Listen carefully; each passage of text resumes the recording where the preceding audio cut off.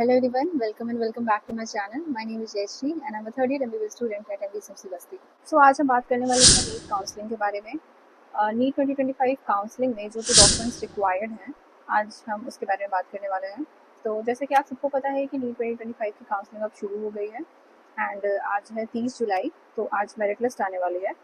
तो आज हम जानते हैं कि हमें एडमिशन के टाइम पे कौन कौन से डॉक्यूमेंट्स की ज़रूरत होती है। तो सबसे पहले तो अलॉटमेंट लेटर। जब आपको कॉलेज अलॉट हुआ होगा तो आपको एक अलॉटमेंट लेटर मिला होगा, तो सबसे पहले तो आपको वो लेके आना है। सेकंड, नीट का एडमिट कार्ड, अगर आपने रखा है तो बहुत अच्छी बात है। थर्ड है नीट का स्कोर कार्ड, मतलब नीट रिजल्ट। देन 10th की मार्कशीट कम सर्टिफिकेट। पहले ये दोनों अलग अलग चीज़ें होती थी, लेकिन अब एक ही चीज़ होती है, certificate plus marksheet. Then 12th का ऐसे ही मार्कशीट कम सर्टिफिकेट। देन आता है category certificate. Category certificate updated होना चाहिए, पुराना एक्सेप्ट नहीं होता है। देन है डोमिसाइल सर्टिफिकेट। डोमिसाइल एक बार बन जाता है तो वो वही चलता है, तो उसको अपडेट कराने की कोई जरूरत नहीं है, वही लगेगा। देन टीसी, माइग्रेशन या कैरेक्टर सर्टिफिकेट। जब आप 12th पास आउट करते हैं तो उसके बाद आपको ये सारे सर्टिफिकेट मिलते हैं, तो आपको वो लेके आना है। Then identity card. Identity card में आप Aadhaar card, PAN card, voter ID card, passport और ड्राइविंग लाइसेंस भी ला सकते हैं। आपको करीब 8 से 10 फोटो चाहिए होगी, तो आप ये ज़रूर से रख लीजिएगा। उसके बाद जो भी आपके जितने भी डॉक्यूमेंट्स हैं उन सबकी एटलीस्ट 2 से 3 फोटोकॉपी ज़रूर रख लीजिएगा। और ओरिजिनल डॉक्यूमेंट्स रखने हैं, वो आपके सबमिट हो जाएंगे, आपके पास सिर्फ फोटोकॉपीज़ रहेंगे। तो ये सारी चीज़ें आपको लेके आनी है। अभी मैं आपको दिखा देती हूँ कि ये और कौन कौन से सर्टिफिकेट्स होते हैं जो चाहिए होते हैं।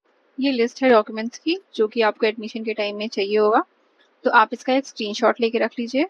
अब इसमें जैसे admit card, marksheet, allotment letter, ये सारी चीज़ें तो मैंने बता दी। इसमें और भी सर्टिफिकेट हैं जो आपको बनवाने पड़ेंगे, जैसे गैप सर्टिफिकेट। गैप सर्टिफिकेट तब लगता है जब आपने 12th और नीट का एग्जाम में गैप लिया हो। और भी सर्टिफिकेट है जैसे anti ragging certificate, rural service bond का सर्टिफिकेट। तो ये सारा आपको पहले से बनवा के लाना पड़ेगा।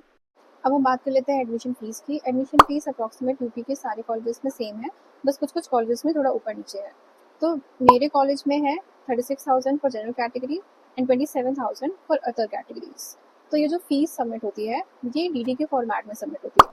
तो ये जो डीडी बनती है इसको अगर आप पहले से बनवा के आएंगे तो बेटर रहेगा, वरना नहीं बनी है तो बन सकती है, बट पहले से बनाना ज़्यादा बेटर होगा। देन ये जो भी डॉक्यूमेंट्स लगते हैं एडमिशन के टाइम में, जैसे कि एफिडेविट हो गया, मतलब एंटी रैगिंग का एफिडेविट और गैप सर्टिफिकेट का एफिडेविट, ये सारे डॉक्यूमेंट्स आप घर से बनवा के लेके आइए, क्योंकि इन सर्टिफिकेट्स को बनवाने में थोड़ा टाइम लग जाता है। तो सारे डॉक्यूमेंट्स आप पहले से ही बनवा के प्रिपेयर करके उसको एक फाइल में रख के ले आइएगा। और सारे जितने भी डॉक्यूमेंट्स हैं आप उन सबकी एटलीस्ट 2 से 3 कॉपीज़ रखिए और सबको सेल्फ अटेस्ट करके रखिए। सेल्फ अटेस्ट का मतलब है कि जो भी डॉक्यूमेंट जहाँ एंड हो रहा है उसके साइड में आप अपना साइन करके रखिए, ये होता है सेल्फ अटेस्ट।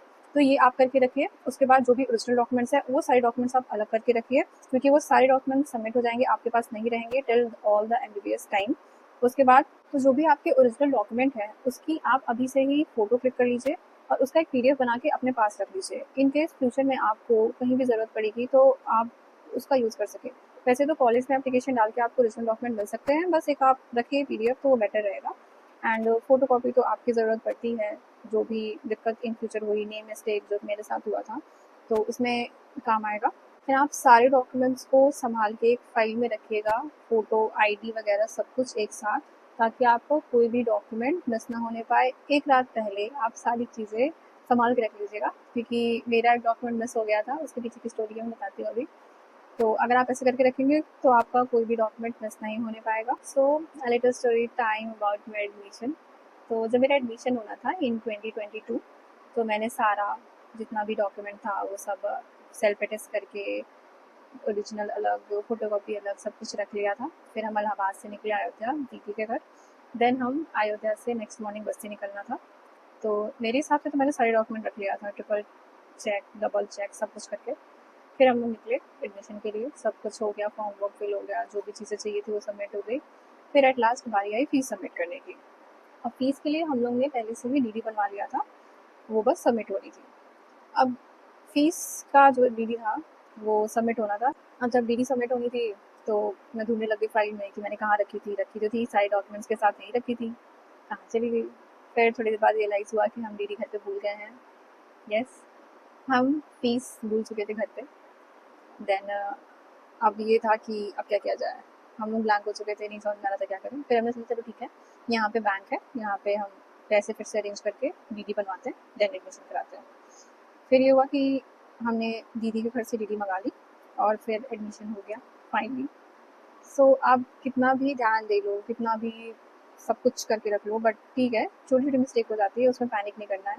आराम से शांत होकर उसका आगे का चीज़ सोचना है कि नेक्स्ट अब हमें क्या करना है।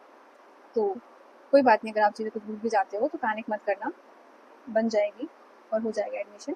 बस आप 1-2 दिन पहले से सारे documents, original photocopy, photo, ID proof, ये सारी चीज़ें आप फाइल में रख लीजिएगा और अपने मतलब सिबलिंग से या फिर पेरेंट्स से भी बोल दीजिएगा कि एक बार वो भी चेक कर लें, तो इससे क्रॉस चेक हो जाएगा। तो आप कोई भी चीज़ अगर मिस कर रहे हैं तो वो बता देंगे। सो ऐसे सारे डॉक्यूमेंट्स आप प्रिपेयर करके रख लीजिए and welcome 2025 batch. Very good luck for your future. So yeah, that's it for the video. Thanks for watching and bye.